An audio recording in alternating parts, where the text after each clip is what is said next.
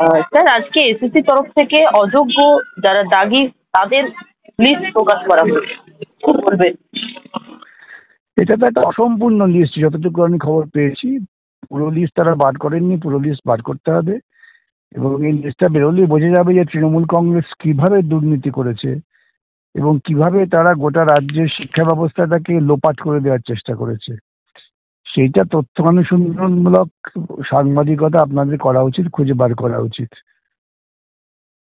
যোগ্য অযোগ্য লিস্ট প্রকাশ করা বারবার যে তারা বলছিলেন যে তাদের পক্ষে মানে সম্ভব নয়, বা আপনারাও বলছিলেন যে এত অযোগ্য আছে যাদের অযোগ্যদের তালিকা প্রকাশ করেও তার যোগ্যদের মধ্যেও অত অযোগ্য রয়েছে, এটা প্রকাশ করা সম্ভব নয়। তারপরেও তো একটা লিস্ট অসম্পূর্ণ আপনি বলছেন, সেটা একটা লিস্ট তো বের করেছে, কি বলবো? প্রথমত আপনারা নিজেরা একটা ভুল করছেন। এখানে যোগ্য অযোগ্যের কোনো প্রশ্ন নয়, এখানে সবাই যোগ্য।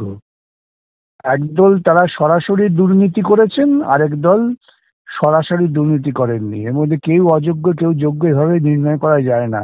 নির্ণয় করতে হবে দুর্নীতিমূলক প্রক্রিয়ার মধ্যে দিয়ে সব নিয়োগ বাতিল হয়েছে, অতএব সব কটা নিয়োগই দুর্নীতিতে ক্লিষ্ট। কিন্তু তার মধ্যে কেউ কেউ প্রত্যক্ষভাবে যুক্ত, কেউ কেউ নিজেরা প্রত্যক্ষভাবে যুক্ত নয়। আসলে মমতার দুর্নীতিটাকে আড়াল করবার জন্যই মমতা এই যোগ্য অযোগ্যের গপ্প খাড়া করেছে, আর সেটা অনেকেই গিলছে। Okay sir, thank you sir.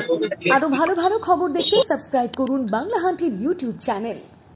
Bangla হান্টের আরো খবর দেখতে নজর রাখুন। বাংলা খবর মানেই বাংলা হান্ট।